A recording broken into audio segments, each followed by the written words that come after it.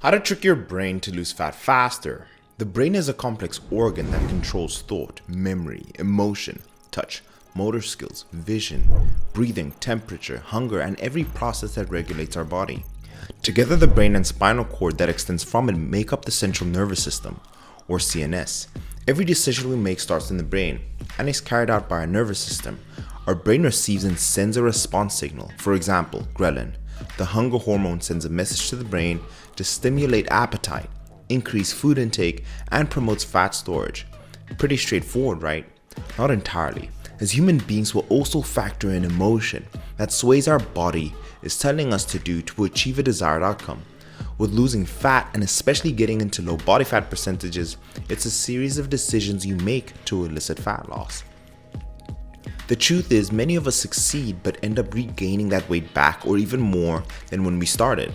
Sometimes we've tried everything and never able to lose that fat, and I'll explain why. In this video, I'll share my 4 phases to trick your brain to lose fat and for good. But before we dive in, a lot of research and editing goes into making a video like this. I work my ass off. Just do me one favor, if you wouldn't mind, gently bless the like button. It'd be greatly appreciated. And if you enjoy this kind of content, subscribe and hit the notification bell if you're new. Let's kick it off. Phase 1. We fail all our diets even before we start it. Let me explain. I'm sure you've heard the word before, caloric deficit. You need to be in one to lose fat. This is true, but what it doesn't account for is where the person is starting from. If the person is at 40% body fat or at 15% body fat. In my 7 years of coaching, I can't count how many clients I've met who are chronically under eating because they wanted to lose that fat. Very often, I meet males eating 1,600 calories or less and are not seeing results. For context, the average male has a 2,400 to 3,000 daily caloric requirement, and women fall between 1,800 and 2,200.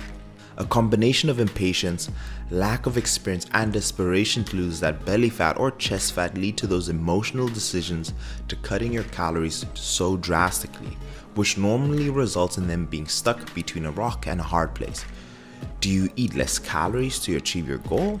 Is that truly sustainable? Here's the trick and solution.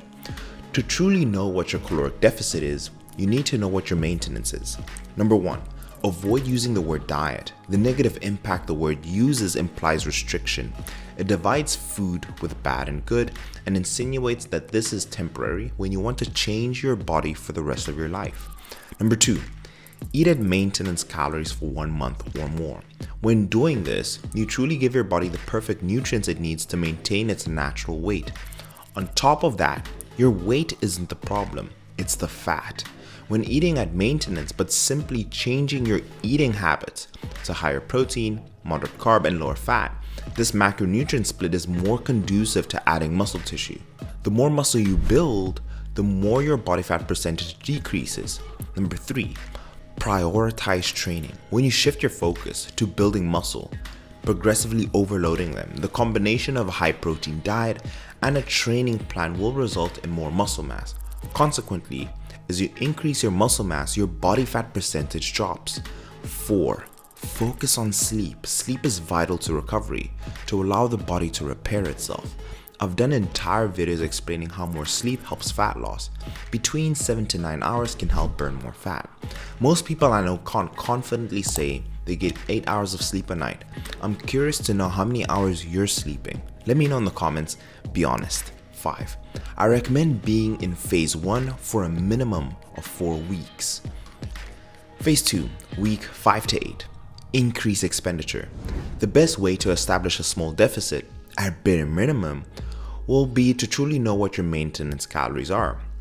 You've maximized your training, and because you're not in a deficit, the first month should be an enjoyable process without the pressure and emotion of having to lose weight immediately.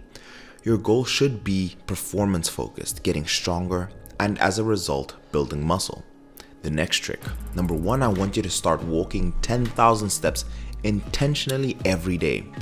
We understand that calories in versus calories out, and eating at maintenance, the two equations are balanced.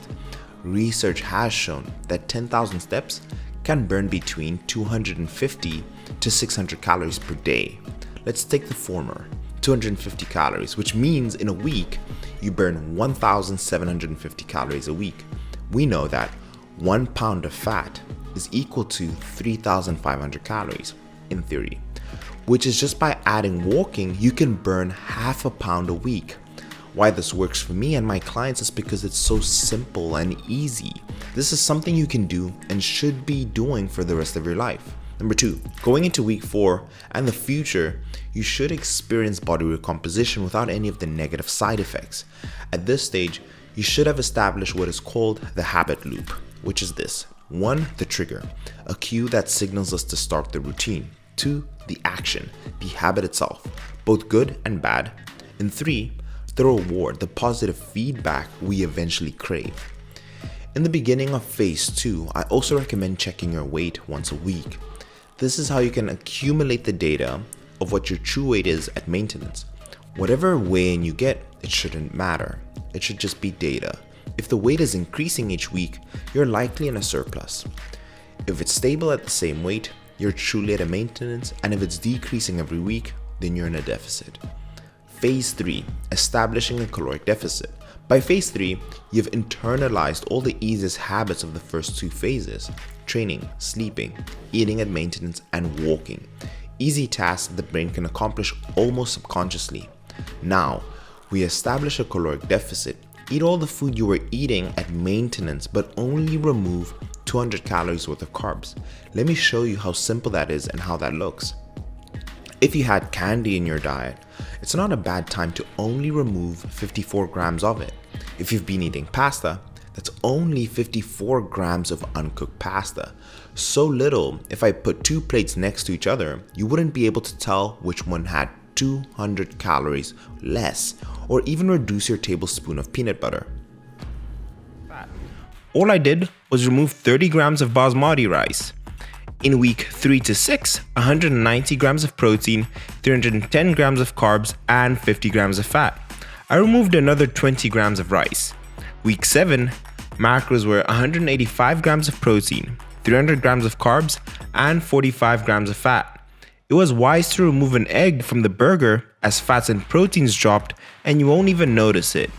In week 8, macros were 185 grams of protein, 250 grams of carbs, and 45 grams of fat. All I did was remove 40 grams of oats and another 30 grams of basmati rice. Phase 4, increase steps and decrease calories. We've removed all emotion from this transformation. If you want more results, simply increase your steps by 1,000 weekly or bi-weekly, or decrease your calories by 100 to 150 calories weekly or bi-weekly. The final trick is after 8 weeks, take a diet break where you eat at maintenance for 2 to 4 weeks. You can still continue the steps to help keep your expenditure high. Why step 4 is so important is that research has shown that individuals in a caloric deficit who take diet breaks have a higher resting energy expenditure. We want to give the body a chance to adapt to the new changes and not potentially suffer some of the side effects of being in a deficit, which includes the hunger, tiredness, weakness, and overall food focus. After the diet break, restart at phase 1, and you can be more intentional with your steps. You give the brain a reset, especially with the signals and messages it receives with regards to the main hunger hormones, ghrelin and leptin. Compared to my previous videos, the approach I've mentioned in this video is someone who's looking for more sustainable long-term results. Even 16 weeks can be regarded as very short-term because you're trying to make changes that you're going to adapt for the rest of your life. Number 1, eating at maintenance, building muscle is something we truly need to establish as a foundation. The reason a lot of people aren't able to finally see the results is because they've put themselves in a very difficult place in terms of their metabolic positioning. So with taking the approach of eating at maintenance for as long as possible, increasing your expenditure, improving your sleep, you'll actually see when you decide to truly get into a deficit, your body's more likely to respond very well to being in a deficit and getting rid of that fat because you've established a good foundation and you know exactly what you're doing when you've learned truly how to train, how to sleep, and how to eat in maintenance. when you go into a true deficit, you'll see that your results come faster. And this is something that I've had to establish myself in terms of my physique and what I've changed in terms of my mindset for the long term. I've changed my focus to being performance based. So if you are truly wanting to change your physique the rest of your life, I would recommend this. Do it as long as possible and then say, hey, I now know what my maintenance is. I'm going to go into a true cut, for 16 weeks or longer. The longer you take, the better for yourself and for your body, and then finally get that physique that you truly desire. But a lot of the decisions we make with the way we look truly starts in our brain, and making rational decisions. And in all honesty, this is why many coaches still have jobs. All the information you need is out there, but a coach is able to look at you without any bias and truly tell you what is the best for you. With that being said, if you want my help in terms of coaching, my link is in the description. You can go through the application, and I'm looking forward to hearing from you, but I'll leave the video here. I'm going to do this. I'm going to give away 3 gift cards of $100. So 3 people I'm going to pick, right? I'm going to drop a comment and say, hey, you won. And I'm going to pin one person of Alpha Elite, Gymshark, or EHP Labs. All you have to do is like the video, be subscribed, and number 3, tell me which part of this video you found the most helpful. Those are the 3 things you need to do to be able to enter, but I'll leave the video here. Let me know in the comments what you guys thought, and I'll see you guys in the next one.